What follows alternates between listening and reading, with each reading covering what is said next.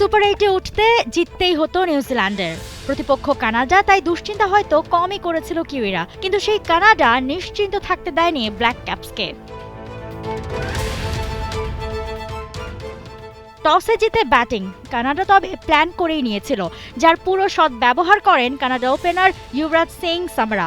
৬৫ বলে ১১০ রানের ঐতিহাসিক ইনিংস খেলেন তিনি, যেখানে ছিল ৬টি ৬ আর ১১টি ৪।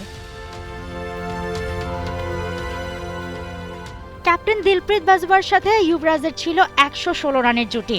১৩তম ওভার পর্যন্ত জুটি ভাঙতেই পারেনি কিউই বোলাররা। অবশেষে ১৪তম ওভারে ৩৬ রানে ফেরেন দিলপ্রীত, আর প্রথম থেকে খেলে শেষ ওভার পর্যন্ত ক্রিজে টিকেছিলেন যুবরাজ।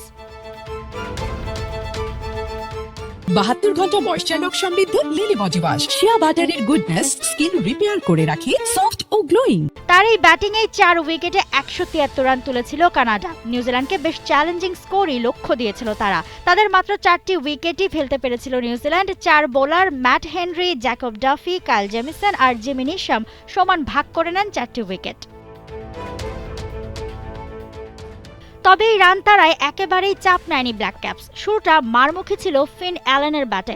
অবশ্য তৃতীয় আর চতুর্থ ওভারেই ৩০ রানের মাঝে ২ ওপেনারকে হারায় দল, কিন্তু এরপর আর কানাডা তাদের থামাতে পারেনি।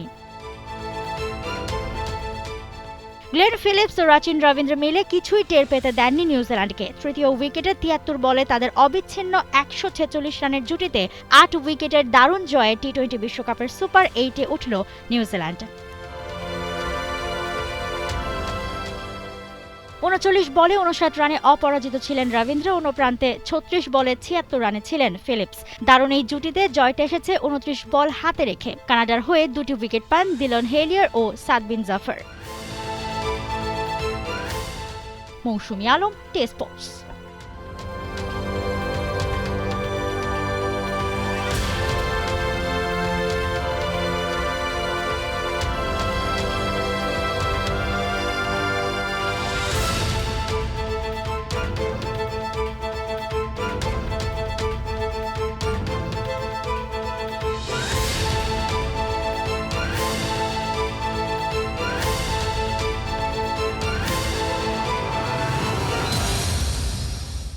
For more updates, subscribe to our YouTube channel and click on the bell icon.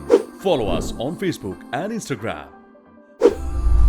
Download T-Sports app to enjoy exciting games and highlights.